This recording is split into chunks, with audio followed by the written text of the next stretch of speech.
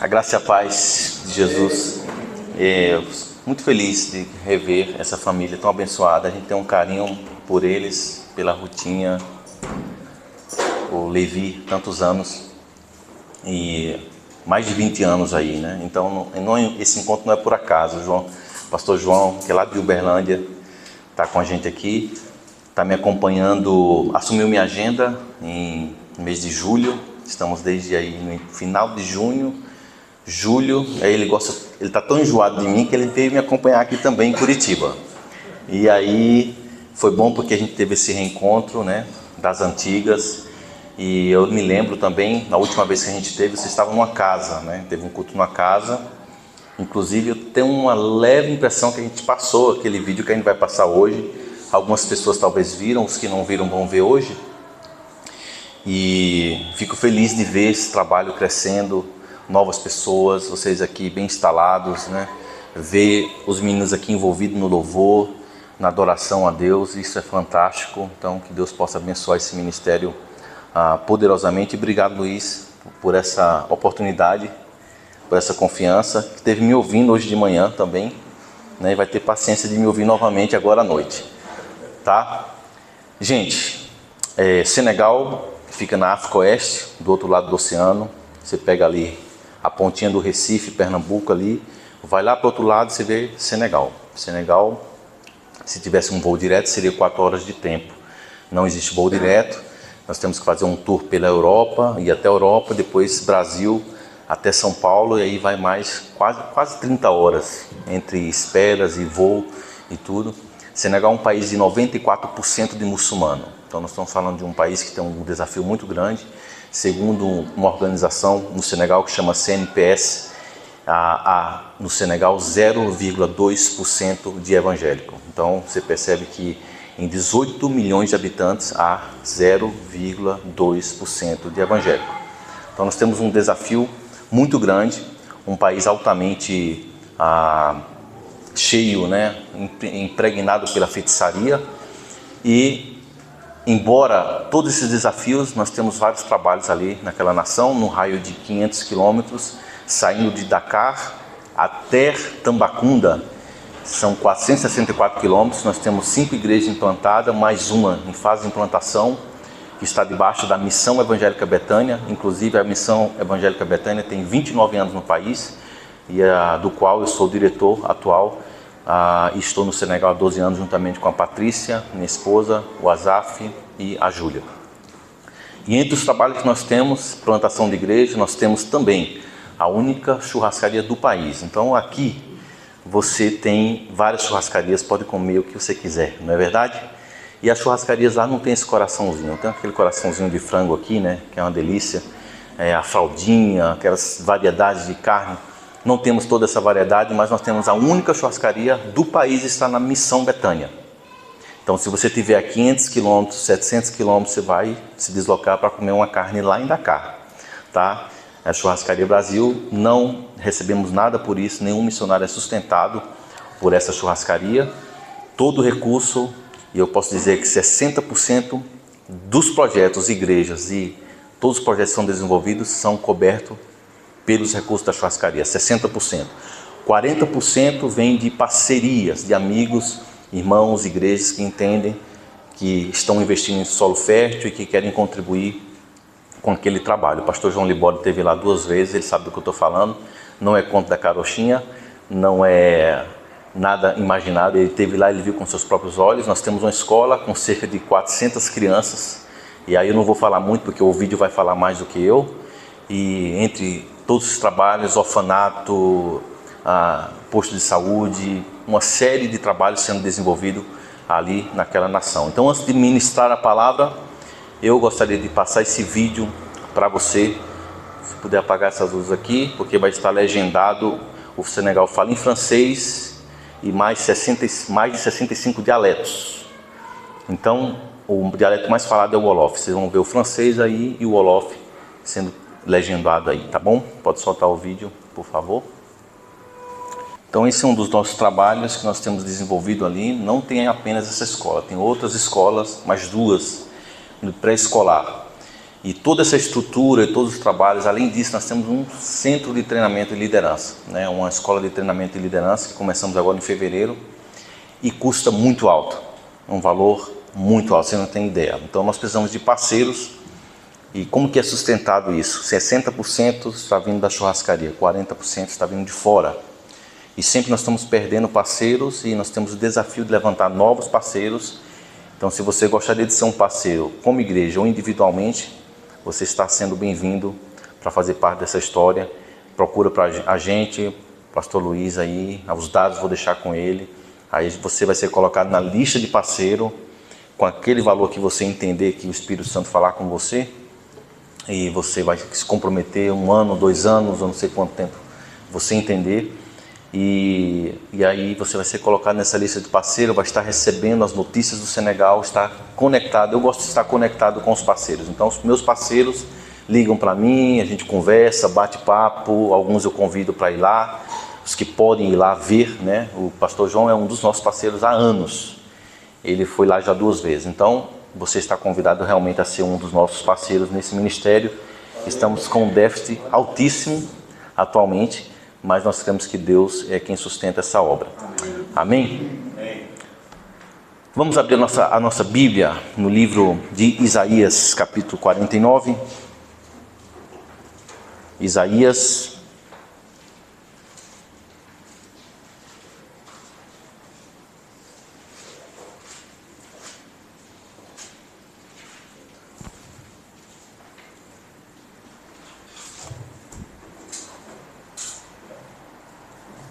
Isaías 49, que diz: ouvi-me, terras do mar, e vós, povos de longe, escutai.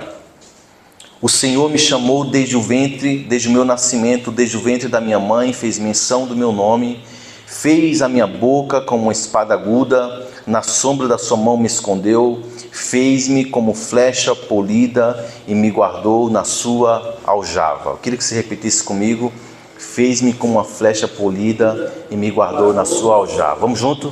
Fez-me como uma flecha polida e me guardou na sua aljava. Mais uma vez. Fez-me como uma flecha polida e me guardou na sua aljava. Pai, em nome de Jesus, nós oramos mais uma vez, convocamos o Teu Espírito Santo para falar ao nosso coração através dessa palavra.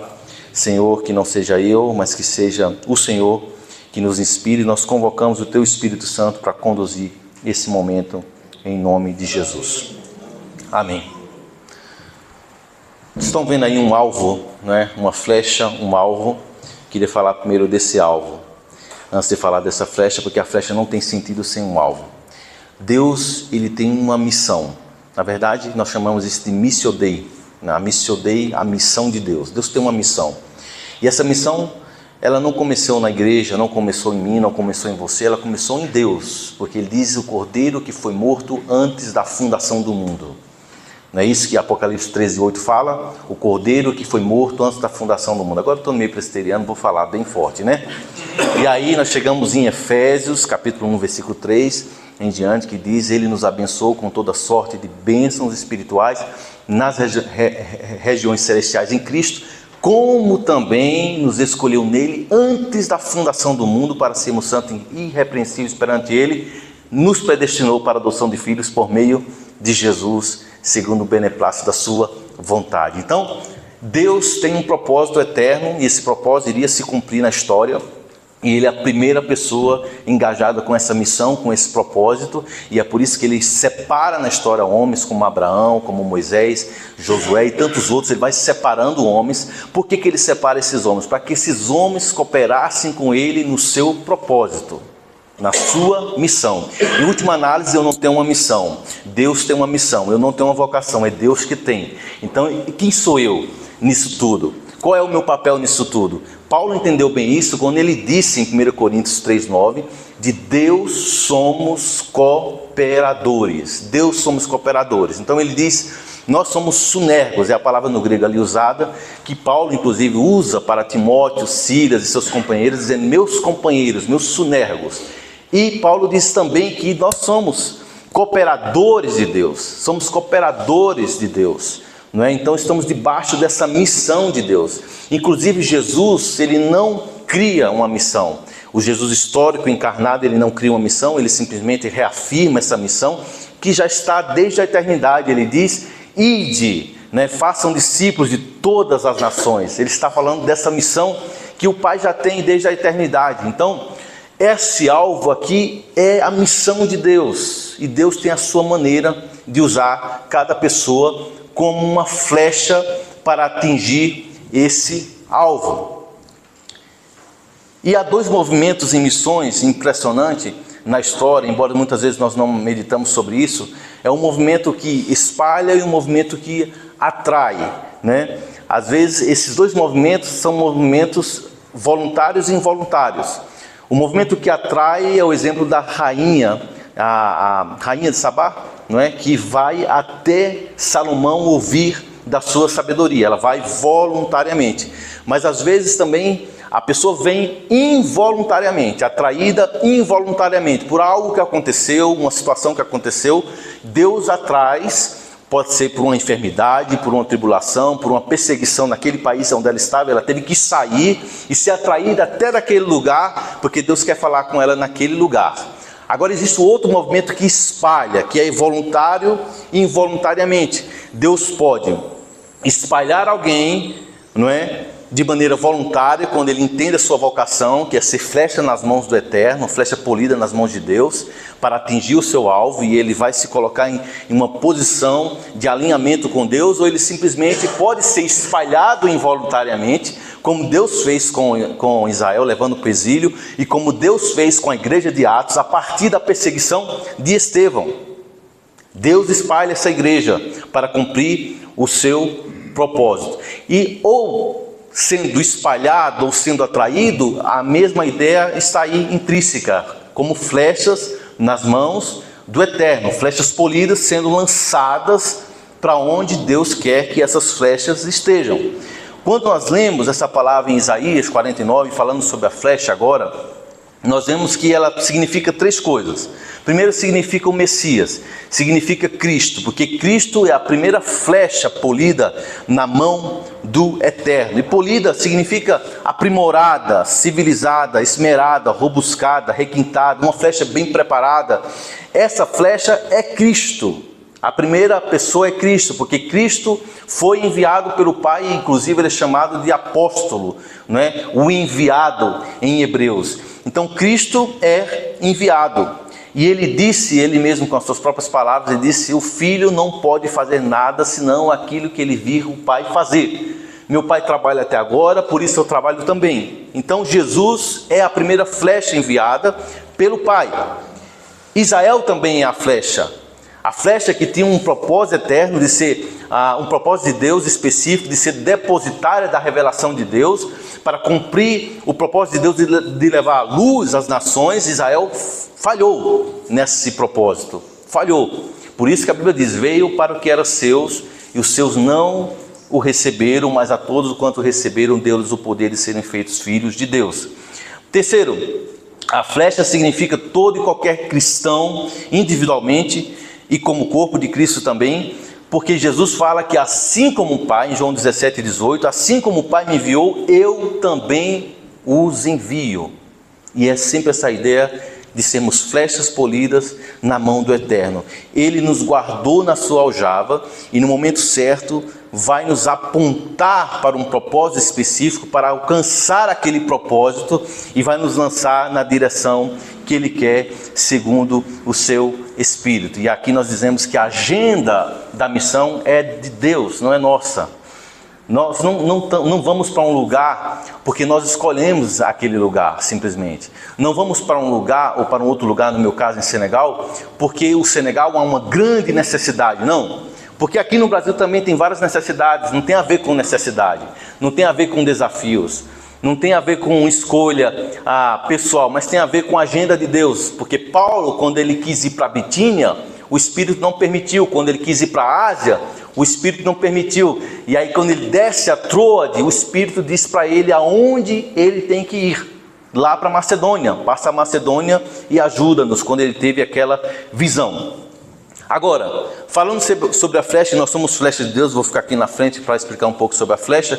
A flecha ela é composta por 3 partes. Se você observar bem, ela é composta pela empenagem, lá no início, começando ali da direita, depois vem a haste, não é? E depois vem a ponta.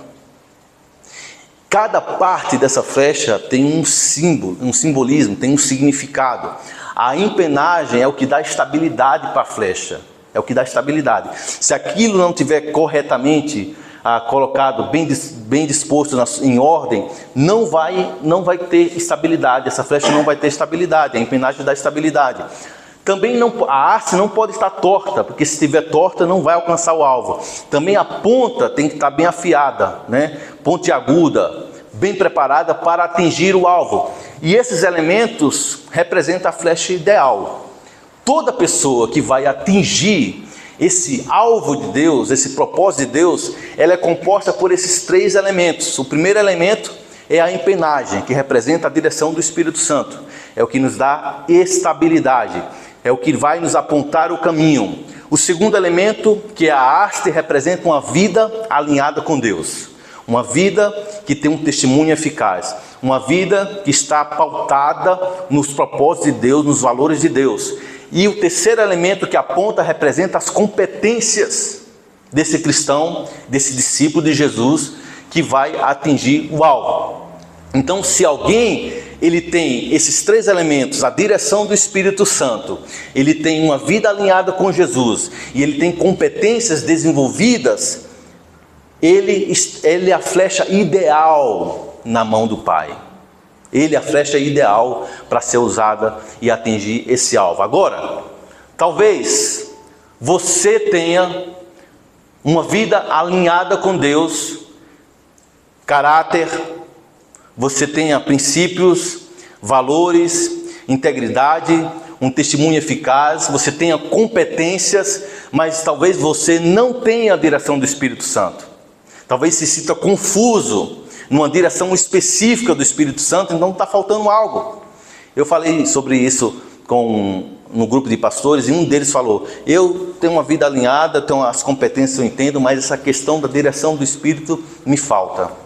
E ele pediu: ora por mim, porque eu preciso da direção do Espírito Santo. Precisamos de direção do Espírito Santo. E quando a gente fala da direção do Espírito Santo, eu tive uma experiência extraordinária quando eu fui em 2022 na França. Você sabe que o Senegal fala francês, e eu gosto muito do francês. Então, tudo que é cultura francesa, eu gosto. Então, eu tenho amigos franceses, e eu fui na França porque eu fui convidado por um grupo de pastores para participar de uma reunião, e eu preguei numa igreja francesa, todo mundo de cabelo branco, não tinha uma pessoa sequer que era jovem. Todos esses 60, 70, 80 anos... Quase você não acha jovem, tá? Nas igrejas francesas, quase. E eu estava pregando ali, você podia ouvir uma agulha caindo no chão, no meio daquela igreja, uma igreja batista. E eu estava empolgado porque eu queria ir para a França. Eu disse: Senhor, esse lugar vai ser bênção aqui para a minha vida, vai ser um lugar estratégico, fica a 4 horas do Senegal, então eu posso ir para o Senegal, continuar cobrindo a missão no Senegal, posso ir para o leste europeu, porque é uma necessidade muito grande de igreja no leste europeu, e aqui é um lugar estratégico. Então tudo estava caminhando bem, tudo estava sendo amarrado de uma maneira que nós vamos vir para cá. Eu levei minha esposa para ela sentir também, e levei meu filho também, Azaf, e eles estavam todos empolgados, tudo se preparava. Eu disse: pronto, vamos voltar para o Senegal só para pegar as malas. E quando eu terminei de pregar, tinha um senhor que não estava no culto, ele estava na sala das crianças. Eu nunca tinha visto esse senhor na minha vida, chama-se Jacques. E quando terminou, aí ele volta com as crianças, já tinha terminado de pregar, e ele não ouviu minha pregação, ele não sabia dos meus sonhos, ele não sabia por que eu estava ali, ele não sabia de nada. Ele me chama quietinho e ele fala o seguinte: a porta que você está buscando está fechada. E não foi um homem que fechou, foi Deus que fechou. Não insista. Essa porta que você está buscando está fechada. Eu não sei o que você veio fazer aqui, eu não sei qual é o teu propósito, mas Deus me falou: essa porta está fechada. Não insista. Ele vai abrir uma outra porta no momento oportuno, e Ele vai te levar E lá naquela outra porta, ele vai te usar muito mais, mas agora essa está fechada. Então meu semblante ele caiu e eu fiquei extremamente decepcionado. Entrei para a lista dos decepcionados com Deus e fiquei 3 dias em silêncio. Minha esposa e meu filho não tiveram coragem de falar sobre o assunto, porque eu estava realmente decepcionado. Mas eu sabia dentro de mim que era o Espírito Santo. Eu sabia porque Deus me falou que Ele não apenas nos envia, mas Ele também nos impede, como Ele fez com Paulo. Então eu entendi que Deus estava me impedindo ali. Não significa que o não de Deus é definitivo, pode ser temporário, mas aquele momento não era para aquele momento. Então eu voltei para o Senegal decepcionadíssimo, mas dizendo: Senhor, está nas tuas mãos, o Senhor sabe o lugar certo, a hora certa. Aleluia. Direção do Espírito Santo. Quando a gente pensa em direção do Espírito Santo, eu posso citar algumas experiências importantes, porque o que traz o sucesso para o ministério, o que traz o sucesso, o resultado na vida de alguém, o que traz os frutos na vida de alguém. Como que a gente mensura isso? Eu posso citar alguns testemunhos importantes. O primeiro é do pastor Vargas, que nós visitamos sábado. Sábado nós visitamos Santa Catarina, São Francisco do Sul, e o pastor Vargas tem um ministério de cuidado, de liderança, e ele recebe pastores do Brasil todo, pastores e líderes. E ali o pastor Vargas estava compartilhando que quando ele começou o ministério, ele estava pedindo uma palavra de Deus: será que eu estou no caminho certo? Ou seja, ele estava pedindo a direção de Deus, e aí o Espírito Santo falou com ele 2 coisas. A primeira: Deus, eu vou enviar pessoas aqui, e eu quero que você ame essas pessoas como eu as amo. Não se assuste com o que você vai ouvir. As ame como eu as amo. E aí, a segunda é: não entristeça o Espírito nessa casa. Então guarda essa história aí, porque depois disso aí começou a se desenvolver o ministério do pastor Vargas. Guarda aí, porque eu vou para a segunda história. Segunda história: o que faz uma multidão ser atraída até o deserto, que é o caso de João Batista. O que fez pessoas saírem de Jerusalém, da Judéia, toda a Judéia e toda a circunvizinhança do Jordão, conforme a palavra diz em Mateus 3, versículo 5, o que os fez sair e ir até um deserto, ver um homem. Primeiro, não tinha nenhum recurso, não tinha nenhuma estrutura, não tinha mídia, não tinha jogos de luzes, não tinha uma mensagem atraente, ele não tinha nenhuma estética indumentária, vestia peles de camelo e cinto de couro. Ele não tinha uma culinária atrativa, comia gafanhoto e mel silvestre. Ele não tinha nada que pudesse atrair. Inclusive se diz que ele era uma voz no deserto, e meu amigo João disse que voz no deserto não tem eco, não tem nenhum eco, é apenas uma voz. Então ele não tinha nada, mas as multidões eram atraídas até João Batista, até ele. Talvez se João Batista aparecesse agora para nós, alguns de nós iríamos dizer: é um louco, parece um doido, não é? A aparência do João. Mas é esse camarada que Deus usou. Por quê? Qual é a razão? Por que Deus usou e por que pessoas eram atraídas para o deserto? Justamente para um lugar escasso. Por quê? Olhamos para a terceira história, o Filipe. Diácono Filipe, capítulo 8 de Atos, ele está em Samaria pregando, milagres acontecendo, ele está fazendo coisas extraordinárias, coxos estão sendo curados, demônios estão sendo expulsos. O Simão, que era chamado o mágico, chamado o grande poder de Deus, se converteu, que era aquele que iludia a cidade. A cidade foi tomada de alegria e o ministério estava em auge. Imagine você aqui, pastor Luiz, coisas acontecendo, gente se convertendo toda semana, não é? De repente a igreja tem recursos financeiros, e aí compra um patrimônio, e de repente já está com 500 pessoas, e o negócio está bom, e tem a equipe da mídia, e tem recursos, e tem N coisas.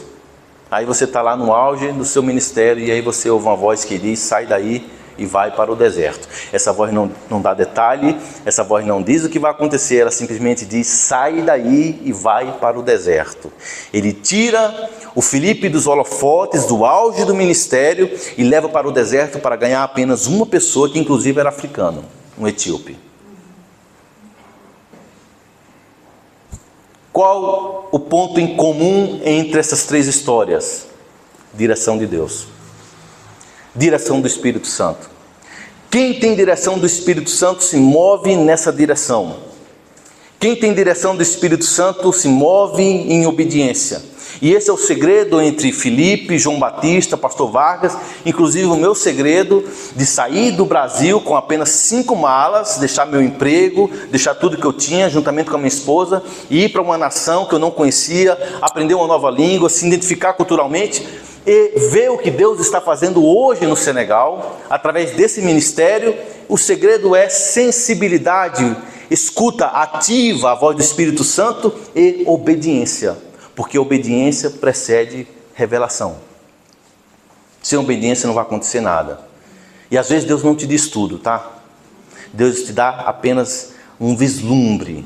Ele te dá alguns passos. E aí, à medida que você vai dando esses passos, como Felipe fez, ele foi para o deserto e de repente ele vê uma carruagem e ele se aproxima, porque o Espírito diz, se aproxime da carruagem. Ele vê um homem lendo o profeta Isaías, que não entendia o que estava lendo, então ele vai ali ser um canal na vida desse homem. Então Deus não vai dizer tudo de vez, mas à medida que você vai dando passos, Deus vai mostrando o caminho, Deus vai mostrando o propósito, Deus vai mostrando a sua vontade. Talvez você não esteja entendendo muita coisa na tua vida, mas à medida que você der passos de obediência, Deus vai mostrar claramente aquilo que Ele quer fazer na sua vida, o que Ele vai fazer na sua vida e como Ele vai fazer na sua vida.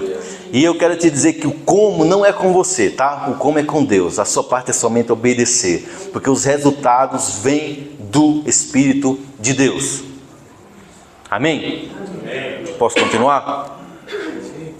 Então, depois da direção do Espírito, talvez tenha alguém que tem direção do Espírito, é sensível, ele sabe, ele tem visão de destino, ele sabe onde quer chegar, está tudo claro, ele se planeja até daqui a 5 anos, ele sabe exatamente onde vai chegar, porque ele tem uma direção clara, porque o Espírito Santo imprimiu isso claramente de alguma maneira no coração dele, e ele tem até competências, mas a haste dele está meio torta.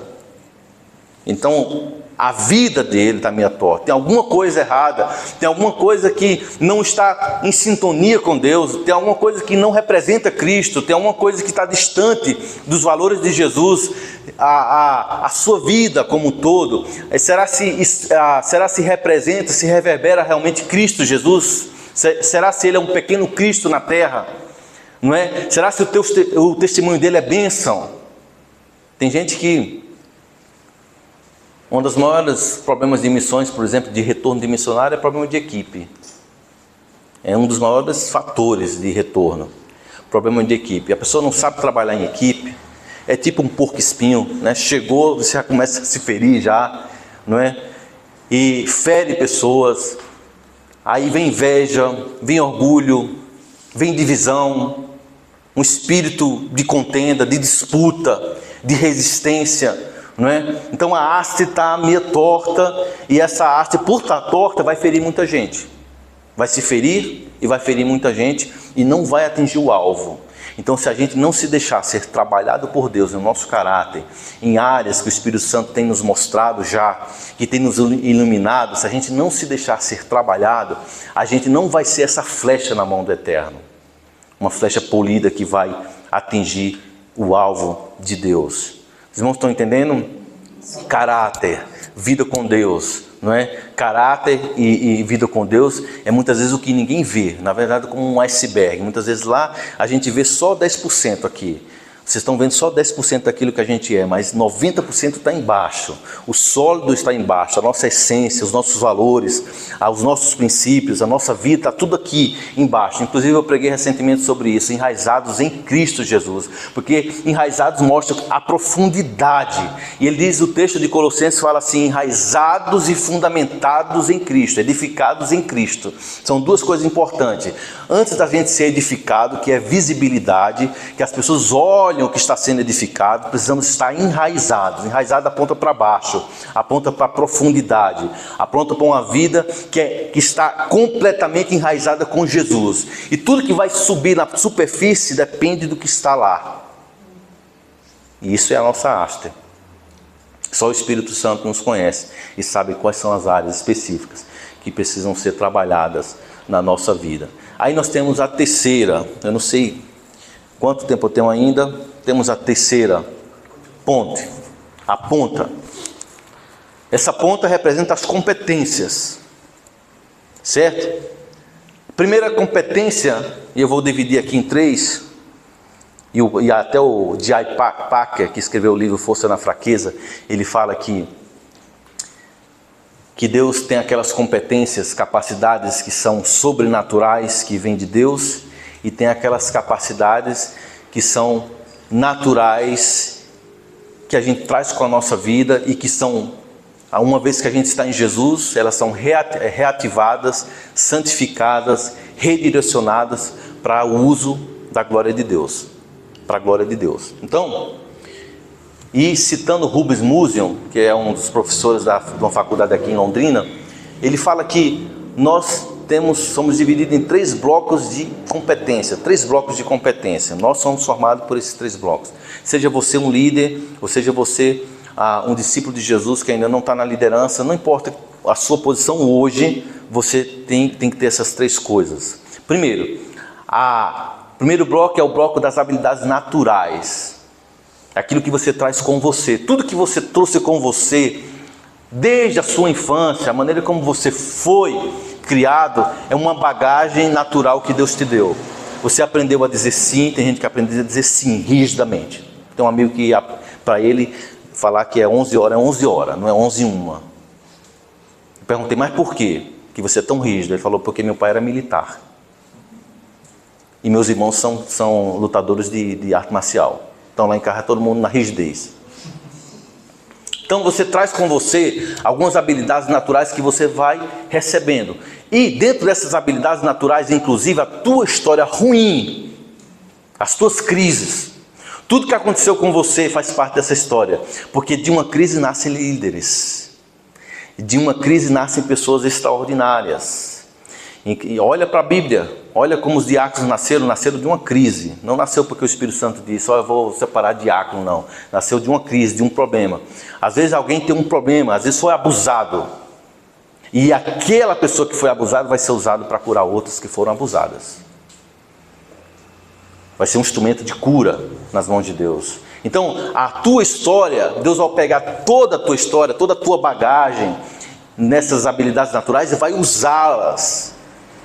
E aí a gente tem que ser sensível ao Espírito Santo, para pegar tudo que é bom que Ele nos deu, e até ressignificar o que é ruim, para ser usada como essa habilidade natural que Ele nos deu. Segunda habilidade, bloco de habilidade, é a habilidade espiritual, é os carismas, são os dons, são sobrenaturais. Então Deus nos dá dons espirituais, é palavra de conhecimento, palavra de sabedoria, língua, interpretação de língua, e Ele vai nos dando dons, vai distribuindo dons como lhe apraz. Geralmente quando Ele distribui esses dons, tem muito a ver com o nosso perfil. Não sei se você já pensou sobre isso. Tem muito a ver com o teu perfil, com a tua forma de ser, com a tua história, inclusive. Ele vai distribuindo dons para a sua vida. E dons sobrenaturais. Não precisa fazer esforço, já vem naturalmente ali do Espírito Santo.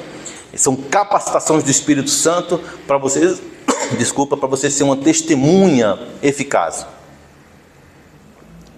E aí, você tem que estar buscando esses dons. A Bíblia diz, busque os melhores dons. Não é isso?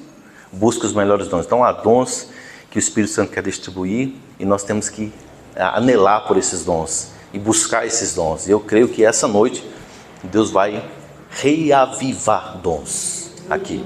Eu creio. Vai reavivar dons. E vai dar dons novos nesse lugar. Não são apenas aqueles dons que estão escritos na palavra, não. O Espírito Santo é muito maior do que isso aí. Aquela lista não é exaustiva. Existem dons assim que você nem imagina. Dons poderosos. Inclusive eu quero abrir um parênteses aqui, que é o dom da generosidade, tá? Generosidade. J.I. Packer fala que a pessoa que contribui, que dá, que investe para aliviar a necessidade do outro, essa pessoa, na realidade, é generosa, é tão generosa, e ela está exercendo um dom que é tão carismático quanto alguém que ora pela cura de alguém e fala em línguas. Então, quando você exerce generosidade, também é um dom que Deus distribui, um dom para abençoar o reino de Deus. Então existem N dons que o Espírito Santo pode distribuir, que nem está na cartilinha. E você diz, poxa, eu não sabia. Então, dons, que é os carismas. Terceiro tipo de dom e de capacidade são capacidades adquiridas. Está parecendo que a gente está numa aula, né?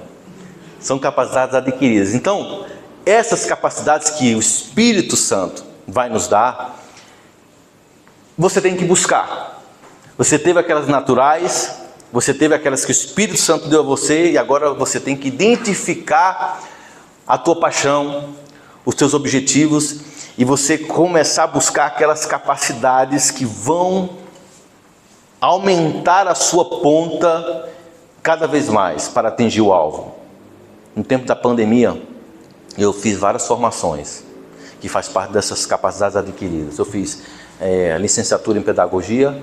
Quando o pessoal estava lá tudo trancado na casa, eu estava estudando, né? Licenciatura em pedagogia, a especialização em liderança, e fui formando, fui fazendo vários cursos. Quando eu vi, já tinha feito 8 em um ano. Então, a gente vai buscando, e cada vez mais que a gente vai se capacitando, a gente vai sendo usado pelo Espírito Santo, porque a gente vai colocando isso sob a orientação do Espírito Santo. Eu me lembro que um obreiro me pediu uma ajuda para a gestão financeira. Ele estava em crise, ele estava em dívida, e aí eu fui até ele, eu falei, confia em mim, abra a sua conta aí. Ele abriu a conta, entrou no cheque especial, me diz os teus gastos, papapá. Eu falei, a única coisa que eu sei aqui, eu pensei, né, é diminuir despesas e aumentar a receita, princípio básico, né, de gestão. Aí, mas eu não sabia muito, então eu vou fazer o quê? Um curso de gestão. Passei 4 dias num curso de gestão, pegado e voltei para ele de novo, vamos aqui agora, vou te dar uma direção para você sair dessa dívida. Capacidades adquiridas. Talvez você ficou aí anos sem buscar novas capacidades, está precisando dar uma reciclada, está precisando buscar mais. E Deus vai usar cada uma dessas capacidades. Deus não muda a nossa profissão, advogado, professor, filósofo. Não, Deus não vai mudar nada disso, mas Deus vai mudar o propósito. Cada vez que você estiver capacitado, cada vez Ele vai te usar mais ainda, né? Quando eu fiz especialização em liderança, hoje as pessoas me convidam para isso, né? Terça-feira eu vou estar ministrando ali na faculdade FATEB para líderes. Por quê? Capacidade adquirida. Cada vez que você busca isso, o Espírito Santo vai usar. Então, talvez você tenha um sonho de se formar em alguma coisa, quer buscar isso, não desista. Amém? Não desista. Deus vai usar cada capacidade dessa. Isso será uma ferramenta nas mãos do Eterno. É como aquela viúva que pegou as suas vasilhas. Quanto mais vasilha você tiver para entregar ali, mais óleo você vai receber de Deus, e mais ainda você vai ser usado por Deus. São capacidades adquiridas. Então, queridos, uma flecha que ideal, ela vai ter direção do Espírito Santo, vida alinhada e competências que são dons do Espírito, dons naturais e também capacidades adquiridas. E podemos falar que dar frutos depende de 3 elementos. O primeiro elemento, fazer a coisa certa, tem a ver com ministério.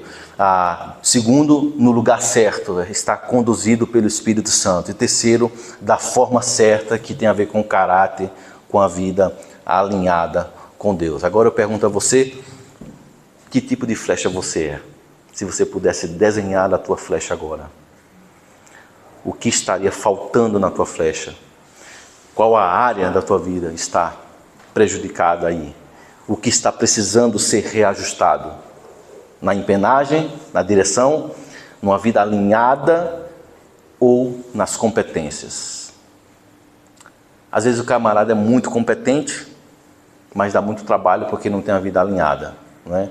Às vezes tem a vida alinhada, tem direção, mas falta competências e a gente tem que investir. Um dos trabalhos nosso é identificar as sementes do potencial na vida de alguém e regá-la e fazê-la florescer, até ela florescer. Isso tem a ver com competência. Competência é muito fácil de trabalhar isso. Os mais difíceis são os primeiros, direção do Espírito e vida com Deus, porque isso leva tempo. né? É como tocar violão. Quem começa a tocar violão não consegue discernir os sons, mas à medida que você toca o instrumento, se toca uma nota, você já sabe qual nota é. Se é mi, se é fá, se é dó. Você começa a exercer a escuta, que tem a ver com a direção do Espírito Santo. Vida com Deus é uma caminhada. Nós temos que caminhar longo tempo, sendo trabalhado, como a Bíblia diz, de glória em glória, sendo transformados na sua imagem pelo Espírito Santo. Isso leva tempo. Então, eu não vou me alongar aqui, porque eu quero orar com vocês ainda. Tem um camarada chamado Matthew Amos, não sei se eu estou pronunciando corretamente. Em 2004, ele estava numa competição de tiro ao alvo, e ele estava tão concentrado ali no seu alvo, eu não sei como, faltava só ele acertar esse alvo ali para ele ganhar a medalha. Eu não sei como que ele perdeu, porque ele atirou, ele acertou o alvo, mas ele não acertou o alvo dele, ele acertou o alvo do vizinho. 2004. Agora, temos que ter cuidado, porque o alvo de Deus é muito claro. Muito claro. A gente pode ter tudo isso aí, mas se a gente faltar essa sensibilidade do Espírito Santo, né, essa sintonia com Deus, a gente pode errar o alvo, achando que é o alvo de Deus, né, quando na verdade não é o alvo de Deus para a nossa vida. Então que o Senhor nos capacite, nos ajude, para que a gente realmente atinja o alvo de Deus. Os planos de Deus para a tua vida são insondáveis, preciosos, profundos, extraordinários. Esses planos de Deus eternos estão aqui. Deus tem pensamentos sobre você de paz e não de mal. Tem pensamentos extraordinários sobre a tua vida. Você nem consegue imaginar aquilo que o Espírito Santo está trazendo agora para a tua história. Você nem consegue imaginar aquilo que Ele está traçando para a tua história. Então agora nós vamos orar. Nós vamos convocar o Espírito Santo. Vamos convocar que esse Espírito Santo nos tome como flechas polidas. Diga ao Espírito Santo de Deus hoje, agora, nesse momento: eu quero ser essa flecha polida nas mãos do Eterno. Senhor, eu estou na tua aljava. Vamos ficar de pé, gente. Eu estou na tua aljava e eu quero que o Senhor me tome agora com as tuas mãos santas e o Senhor me lance aonde o Senhor quer. Pode ser no vizinho do lado, Senhor. Pode ser, Senhor, lá no meu trabalho, lá na minha escola. Pode ser, Senhor, lá numa cidade aqui próxima. Senhor, pode ser a ver com o meu trabalho, com a minha profissão, com a maneira como eu crio os meus filhos. Inclusive os filhos são flechas nas mãos do guerreiro. Você pai, você mãe, os seus filhos são flechas na sua mão também. Você tem que apontá-los para o eterno. Você tem que apontá-lo para o propósito de Deus, aquele propósito que foi definido desde a eternidade. Deus, nós somos flechas nas tuas mãos. E nós pedimos agora que o teu Espírito Santo venha e traga palavras de sabedoria, palavras de conhecimento. Senhor, na simplicidade. Senhor, aqui nesse momento singelo, nós clamamos agora que o teu Espírito Santo nos faça flechas na mão do guerreiro. Espírito Santo, nós clamamos agora, Senhor. Vem, Senhor, sobre esse lugar. Vem sobre esse lugar. Espírito Santo, sobre cada um de nós, cada um dos irmãos, cada um das irmãs. Espírito, vem trazer um colírio para que a gente veja claramente a direção do teu Espírito. Vem trazer, Senhor, entendimento, luz, para que a gente veja a nossa vida, Senhor. Áreas da nossa vida que precisam ser alinhadas com o teu Espírito. Senhor, mostra para a gente onde a gente tem que investir para aumentar as nossas competências e sermos usados por ti, Senhor. Em nome de Jesus, Pai, nós clamamos, nós clamamos, nós clamamos, nós clamamos por isso. Eu quero agora nesse momento fazer um apelo específico. Você que sente uma vocação de Deus, você que sente o ardor de Deus, você não sabe onde Deus vai te lançar, você não sabe onde Deus vai te enviar, mas você sente que Deus vai fazer no momento oportuno, e você não sabe como isso vai acontecer, mas você sabe que vai acontecer, porque o Espírito Santo imprimiu isso em você. Eu quero chamar você aqui para a gente orar. Nós vamos orar por você, nós vamos pedir o Espírito Santo para estar confirmando isso na sua vida. Se você sente uma vocação, se você sente sente um impulso do Espírito para estar fazendo algo grande para Ele, e você não entende, não sabe como, vem aqui na frente, nós vamos orar por você, vamos pedir que o Espírito de Deus venha sobre você com um novo sopro, com a nova unção, com a nova autoridade, que o Espírito Santo venha mostrar para você a graça dEle, a glória dEle, aleluia.